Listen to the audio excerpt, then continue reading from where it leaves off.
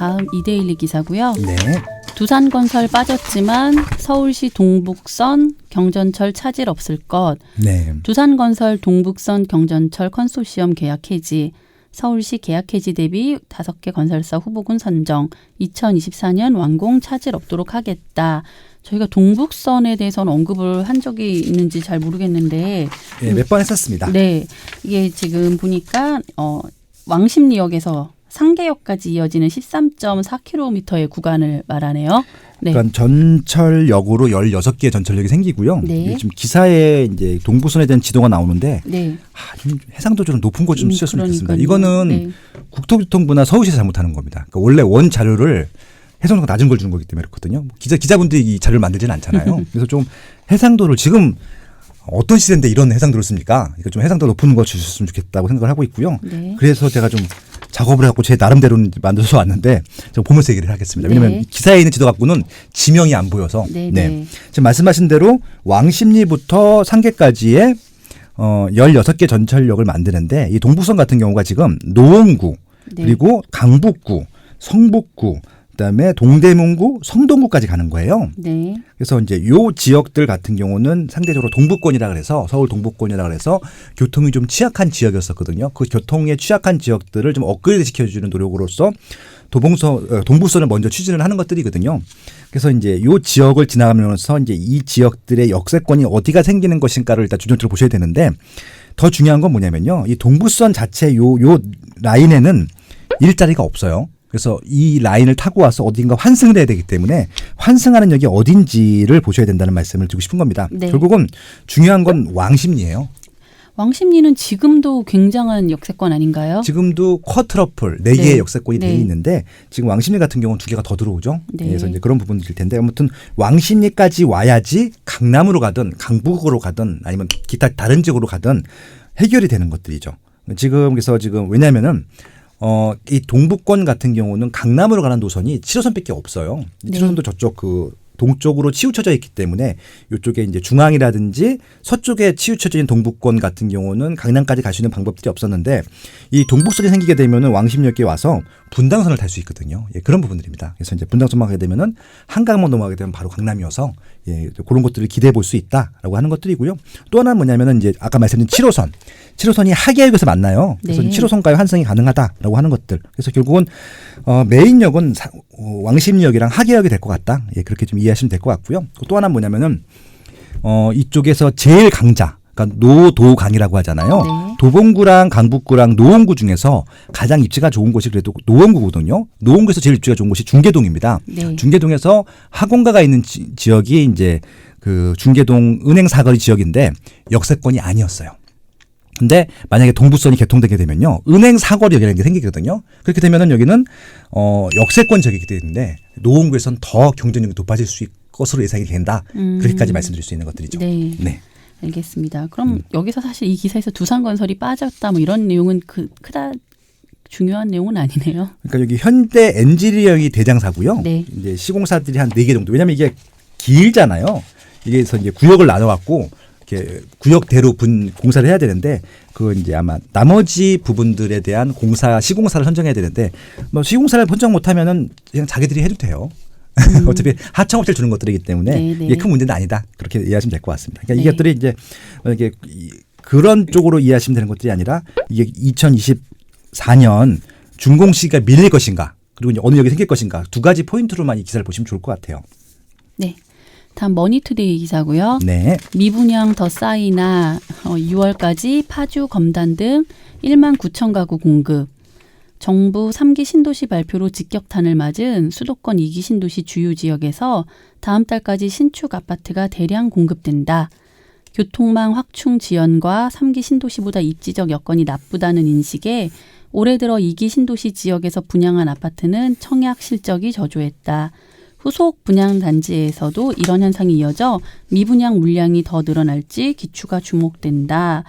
그래서 지금 이 지역에 1만 9,175가구, 그래서 지난해와 비교해서 2.3배 증가한 수준으로 분양 계획이라고 하는데 아니, 아직도 분양 물량이 있다는 게 좀 놀랍습니다. 벌써 3기 신도시가 발표가 됐는데요.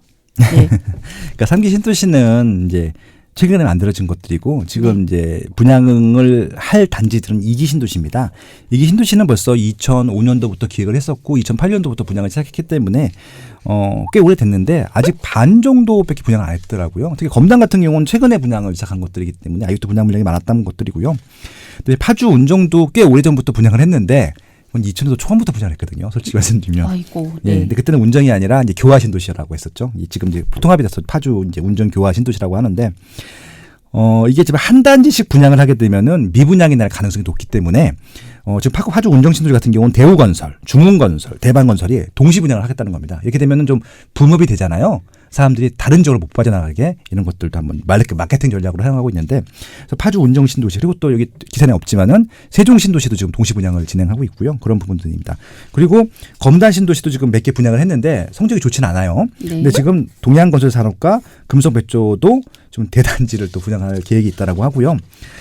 평택도 지금 미분양 관리 지역인데 거기도 지금 대강건영이라는 지역에서 시공사에서 또 이제 분양을 준비하고 있고요. 인천 가정동이라고 있습니다. 검단 바로 또 왼쪽에 있는 지역인데 루원시티에서도 또 신형이 또 분양을 예정하고 있고요. 그다음에 뭐 경기 광주, 인천 미추홀구 아무튼 5월, 6월에 분양된 예정 단지만 꽤 많습니다. 잘 될까요? 잘 될 것들이 있고 잘 되지 않을 지역들이 있는데 지금 말씀드린 지역은요. 조금 보수로 보셔야 될 것 같아요. 왜냐하면 지금 3기 신도시들과 비교했을 때 입지적인 여건들이 서울 접근성의 측면만 놓고 보면은 떨어지는 지역들이거든요. 그래서 물론 이제 이런 단지들을 뭐 투자 목적으로 들어가지는 않으시겠지만은 네. 실거주 목적으로 들어가시는 분들도 조금 보수로 보실 필요는 있는데 이건 있어요. 분명히 이 지역의 새 아파트들은 분명히 경쟁력이 있는 상품이거든요. 네. 이 택지개발지구 신도시가 완성이 됐을 때는 분명히 가치가 높은 단지들인데 시간이 좀 걸린다는 것들을 가정하고 들어가시면 좋겠다. 왜냐하면 당장 들어가서서 3호선 전철을 이용할 수 있는 게 아니잖아요. 네. 그런 식으로 교통망 계획들, 그러니까 이것들이 입주할 때쯤에 아마 지금부터 한 2년 후, 3년 정도가 될 텐데 그때쯤에 교통망이라든지 기반시설이라든지 학교라든지 이런 것들을 확인하고 들어가셔야지 신도시는 늘 그런 것들이 문제가 되기 때문에 그렇습니다. 그래서 이런 것들은 좀 이번 기회에 한 번씩 보수적으로 좀 하나씩 체크를 해보시고 그렇게 접근했으면 좋겠다라는 좀 제안을 드려봅니다. 이 지역에 사실 분들은 문제가 없어 보이기도 하는데 원래 이 지역 사시는 분들 같은 경우는 전혀 네. 문제가 안 됩니다. 그러니까 왜냐하면 지금 2기 신도시도 거의 10년 만에 지금 분양을 하는데 맞습니다. 3기 신도시라고 좀 다를까요? 그러니까 뭐 이런 것들이죠. 네. 그러니까 지금 말씀하신 게 되게 중요한 포인트인데요. 네. 이게 3기 신도시를 개발했을 때 말씀드렸지만은 서울 수요를 끌어와야지 의미가 있는 건데 네. 3기 신도시를 분양한다고 했을 때 1기나 2기에 쏠 가능성이 높거든요. 네. 그러니까 기존에 거기서 구축에 살던 분들이 관심을 먼저 가질 거예요. 그러면 지금 여기 2기 신도시 대부분 2기 신도시인데 이번에 5, 6월에 수도권의 비규제 지역에 분양하는 것들이 서울이나 1기 신도시에 있는 수요들을 갖고 오는 것들이 아니라 여기도 지금 10년이 넘었잖아요. 10년 전에 분양했던 아파트들 살고 계셨던 분들이 이 지역을 선택하는 것들은 전혀 문제가 안 돼요. 네. 원래 생활 여건이 거기니까. 근데 이제 그 수요만 가지고 여기를 다 채울 수 있느냐. 그건 좀 한계가 있는 것들이기 때문에 분명히 서울 쪽에서 아니면 서울 가까운 쪽에서 일로 넘어와 줘야 되는데 그것들이 좀 당장에서는 보이지 않는다는 것들이죠. 그래서 그런 것들을 조금 좀 보수로 보실 필요는 있다. 이 안에서 움직이시는 것들은요. 좋습니다. 그건. 구축보단 당연히 신축이 더 경쟁력이 있기 때문에 그렇게 접근하시는 것들은 되게 좋은 방법입니다. 네, 이제 마지막 기사입니다. 네. 조선일보 기사고요. 예.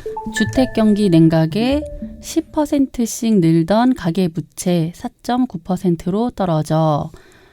가계 신용은 가계가 은행이나 보험사, 대부업체 등 금융회사에서 빌린 돈과 신용카드 사용액 등을 합친 것으로 1분기 가계 신용은 총 3조 3천억 늘었다.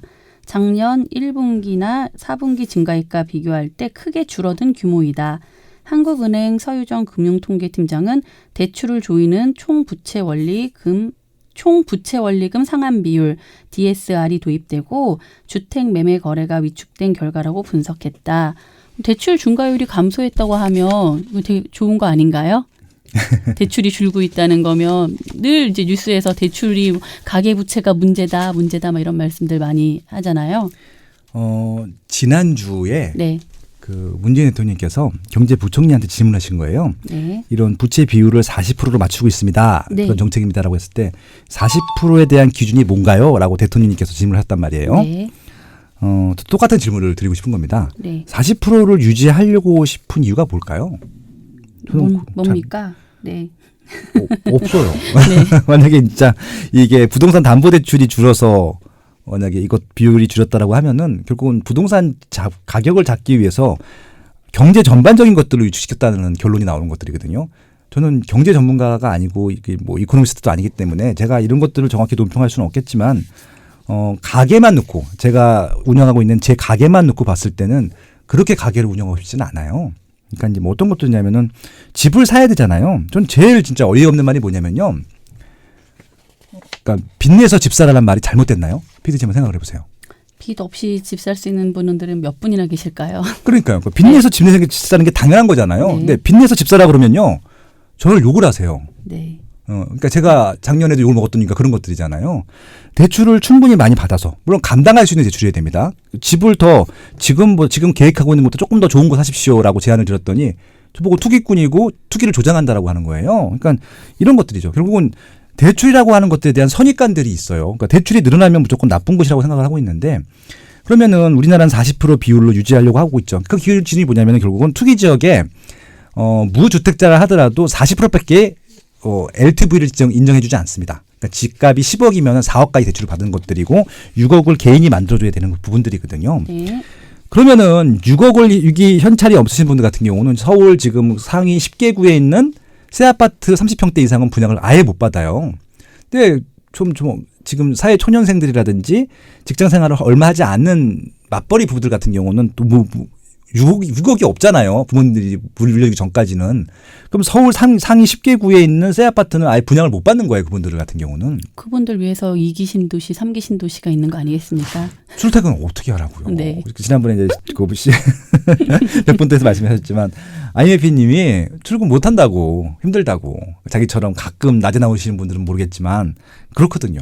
그러니까 결국은 근데 그분들 같은 경우는 집을 사게 해주면은 대출만 조금 해주면 집을 살 수 있고 충분히 이자 감당 능력들이 되거든요. 그래서 그런 부분들입니다. 그래서 결국은 이 가계 부채가 준다고 하는 것들은 이게 리스크가 낮아진다는 의미도 있지만은 부가가치를 만들 돈들의 금액들이 줄어든 것들이기 때문에 미래 생산적인 측면에서 보면은 이거는 저는 조금은 비효율적인 방법인 것 같아요. 그러니까 이제 대출이 준다고 그 대출 줄인 것 같고 다른 데 투자를 해서 더 새로운 부가가치를 만든다. 그럼 저는 인정하겠는데 대출만 준 거예요. 새로운 부가가치 만들었다는 게 아닙니다. 결국은 새로운 뭐 없어요. 없는데 계속 단출만 줄이겠다고 하는 것들은 이건 국가 경쟁력 차원에서도 크게 바람직한 문제는 아니라는 생각이 든다는 것들이고요. 이것들은 그냥 대출을 줄였기 때문에 준 것들이지 자발적으로 빚을 갚거나 그런 문제들은 아닌 것들이거든요. 그리고 대출이 또 줄면 안 되는 이유 중에 하나가 뭐냐면요. 인플레이션이 되잖아요. 어느 정도. 물가 인상분이라고 있는 것들이 있는데 대출이 준다는 것들은 물가 인상분들이 마이너스가 될 수도 있다는 부분들인 것들이잖아요. 그래서 조금 이게 좀 다른 문제이긴 한데 어느 정도 물가 인상분만큼은 대출도 늘어주는 게 당연하다고 저는 생각을 하고 있거든요. 그래서 이제 그런 부분들. 그러니까 이게 1,500조가 중요한 게 아니고 3,000조가 되는 게 중요한 게 아니라 그 돈이 리스크가 있는 돈인지, 그러니까 말도 안 되는 대출을 받아서 무리한 사업들을 하는 것들이 문제이지 부동산 담보 대출을 받아서 그 담보 대출을 갚으면서 평생 사는 것들, 직장생활 하는 것들은 좀 문제가 안 된다고 보거든요. 그렇게 좀 이 주택 가계부채 문제들을 이해해 주시면요, 좀 다른 각도로 이 부분을 이해할 수 있지 않을까 그렇게 좀 말씀드려 봅니다. 네. 기사를 꼼꼼히 읽다가 저도 오늘 알게 된 내용인데 네. 가계부채 안에 신용카드 사용액도 포함이 되어 있네요. 그렇죠. 저는 그냥 단순히 빌린 돈만 네네. 가계부채라고 표현을 하는 줄 알았는데 그러니까 뭐 이런 거죠. 네. 그러니까 저도 마이너스 통장이 있는데 네. 마이너스 통장인데 지금은 플러스예요. 근데 지금 저는 마이너스 통장 그 한도가 만약에 뭐 1억이면은 네. 1억을 대출로 갖고 있는 거랑 똑같은 거예요. 그렇게 제 카운팅을 하더라고요. 저는 대출이 없는데도. 네네. 그런 것도 많이 포함이 돼 있을 겁니다. 아, 네. 그리고 이제 그 은행에서 지금 제 주변 선배님들, 친구들, 후배님들이 은행 지점장 하시는 분들이 꽤 있으세요. 나이가 좀 먹다 보니까 그렇게 됐는데 저한테 맨날 대출 받아가라. 대출 받을 사람 소개시켜달라고. 계속 저한테 계속 하소연 전화가 오세요. 네. 그러니까 어떤 말씀이냐면은 부동산 대부 대출을 막아놔다 보니까는 은행 같은 경우는 대출로 먹고 사는 회사잖아요. 매출 구조가 너무 없어진 거예요. 그러니까 매출 대상들이. 그러니까 은행도 좀 죽겠나 봐요. 그래서 신용대출 상품들을 만들어서 신용이 확실한 상품들을 만들어서 그 신용이 확실한 분들을 찾아가서 대출을 받으라고 지금 영업을 뛰고 있습니다. 예를 들어서 선생님들, 군인들, 네. 공무원들. 세상에서 제일 안전한 대출은요. 부동산 담보대출입니다. 그건 제가 확실히 자신 있게 말씀드릴 수 있습니다. 신용대출을 늘린다는 건 저는 말이 안 되는 방법이라고 생각을 해요. 그러니까 이게 좀 어디로 가고 있는지 한번 점검을 해보셨으면 좋겠습니다. 네. 네. 뉴스 오늘 여기까지 마무리할까요? 네. 네, 오늘도 감사합니다. 예, 다음 주에 나와주시나요? 다음 주에도 저 또 쉬라고 하시는 것 같던데요. 그런가요? 네. 그건 다시 한번 보겠습니다. 네. 예, 고생하셨습니다. 감사합니다.